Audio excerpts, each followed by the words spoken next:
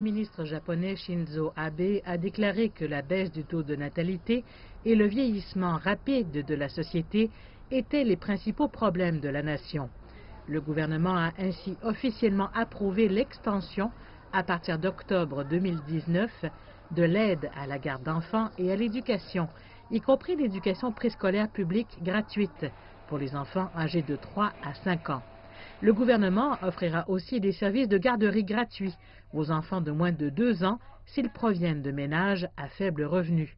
Tout ceci, en allégeant la pression financière, consiste à encourager les familles à avoir plus d'enfants.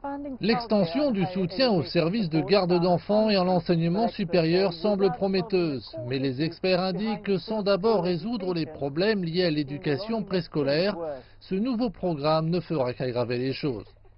Le pays est confronté à des pénuries de crèches et de jardins d'enfants.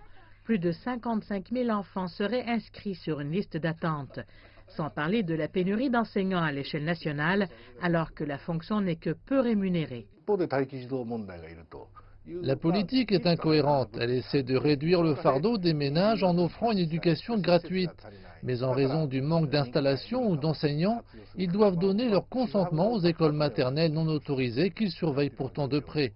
C'est un schéma rapiécé qui laisse beaucoup de place à l'échec. Les enseignants disent que l'éducation gratuite devrait être introduite pour offrir une meilleure éducation aux enfants, mais qu'elle vise plutôt les femmes qui travaillent. Cela pourrait finir par inciter plus de jeunes mères à confier leurs enfants à ce type d'établissements qui sont déjà pleins à craquer. Cela augmenterait aussi le nombre d'enfants sur les listes d'attente, ajoutant un fardeau au lieu de le soustraire. Les frais préscolaires sont calculés en fonction du revenu des parents. Plus vous gagnez, plus vous devez payer. Mais s'ils deviennent gratuits, cela incitera plus de parents à travailler davantage pour gagner plus, nécessitant de plus longues heures de soins infirmiers gratuits. Tout ceci ne fera qu'alourdir davantage le fardeau d'un système déjà surchargé. Les enseignants des écoles maternelles appellent à accorder d'abord plus d'attention à l'amélioration de l'environnement scolaire et de la crèche qui est par ailleurs sur le point de s'effondrer.